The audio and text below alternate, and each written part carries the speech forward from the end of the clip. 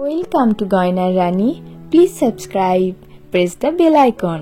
আমি রাজেশ্বরী, আপনারা দেখছেন গয়নার রানী। গয়নার রানী প্রতিদিনের মতন আজকেও হাজির একটি নতুন গয়নার সিক্রেট নিয়ে। হ্যাঁ, আপনারা অনেক দিন থেকে আমাকে কমেন্ট করছেন যে মা দুর্গার মোল্ড কিভাবে বানাচ্ছি বা ফেসটা কিভাবে বানাচ্ছি সেটা দেখানোর জন্য।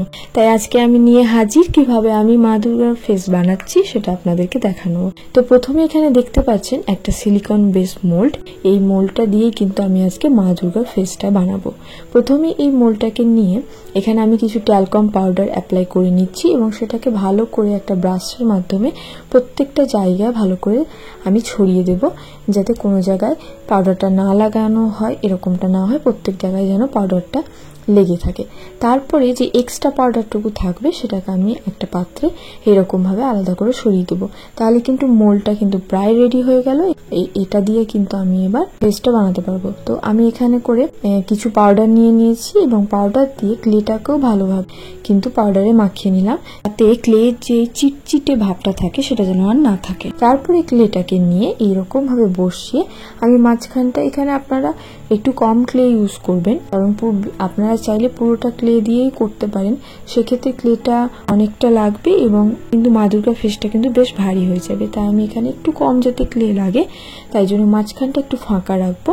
আর এই রকম ভাবে কিন্তু এটাকে ভালোভাবে প্রেস করতে থাকবো। মাঝখানের অংশটাকে ভালোভাবে প্রেস করব, কারণ যেহেতু এই জায়গাটাতে মা দুর্গার চোখ, নাক, ঠোঁট এই সমস্ত জিনিস আছে, তাই ভালোভাবে প্রেস করে ক্লেটাকে না দিলে পারে কিন্তু সেই ছাপগুলো উঠবে না। তারপরে এখানে আমি একটা চাকু নিয়ে সেটাকে ভালোভাবে এইভাবে কেটে দেব। তাহলে কিন্তু আমাদের এই ফেসের যে বেসিক কাজটা সেটা কিন্তু কমপ্লিট হয়ে যাবে। এটাকে আমরা একটু হালকা ড্রাই হতে দিয়ে দেবো। আর এতক্ষণে নিশ্চয়ই আপনাদের মধ্যে হাজারটা প্রশ্ন শুরু হয়েছে, এই মোল্ডটা আমি কোথায় থেকে কিনেছি, কিভাবে বানিয়েছি।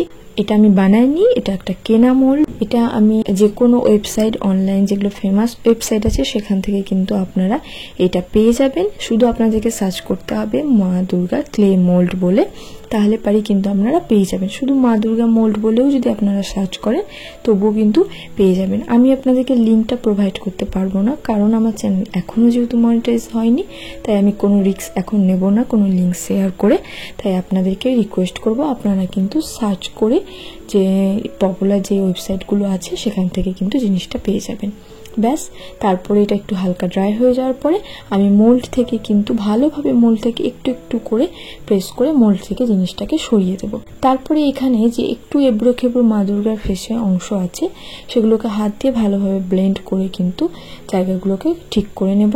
এবং নাকটা আমার মনে হচ্ছে একটু বেশি উঁচু হয়ে গেছে, তাই হাত দিয়ে একটু চেপে চেপে নাকটাকেও কিন্তু আমি ঠিক করে নেব। এবং আমি সেম ভাবে কিন্তু একটা হাফ কাট, মানে গলাটা থাকবে না, এরকম একটা মা দুর্গাকে বানিয়েছি। এছাড়া আপনারা যে ধরনের মোল্ড আমাকে ব্যবহার করতে দেখেছেন আমার জুয়েলারি ভিডিওতে, সেটা না হয় থাক, অন্য কোনো একদিন দেখানো যাবে। আজ আমার বাড়ির এখানে খুব বৃষ্টি, ঝড় এ সমস্ত হচ্ছে, তাই শুধু আপনাদেরকে মোল্ড বানানোটাই দেখালাম। যেহেতু এটা মোল্ডটাকে রেখে এই মা দুর্গার যে ফেসটা বানালাম সেটা রেখে আমি কিন্তু একটা নতুন কিছু জুয়েলারি ক্রিয়েট করব। তো সেটার ভিডিও আমি আজকে আর দেখাতে পারলাম না, আমার বাড়ির এখানে খুব বৃষ্টি হওয়ার কারণে এইটুকুই দেখালাম। আশা করছি এইটুকুই আপনাদেরকে হেল্প করবে। পরে আমি একটা নতুন ডিজাইন ক্রিয়েট করে আপনাদেরকে দেখাবো। আর এই মোল্ডটি কিন্তু খুব পপুলার, এখন সবাই কিন্তু এই মোল্ডটাই ব্যবহার করে মা দুর্গার ফেসটা বানাচ্ছে। তো আজকের আপনাদের এই ভিডিওটি বা ইনফরমেশনটি কেমন লাগলো সেটা অবশ্যই কমেন্ট করে জানাবেন। ভালো লাগলে লাইক, কমেন্ট, শেয়ার করবেন। আমার চ্যানেলটিকে সাবস্ক্রাইব করে রাখবেন, পাশে থাকা বেল আইকনটি প্রেস করে অল করে দেবেন, যাতে সবার আগে নোটিফিকেশনটি আপনারা পেয়ে যান। দেখা হবে পরবর্তী একটি ভিডিওতে, ততক্ষণের জন্য টাটা, বাই বাই।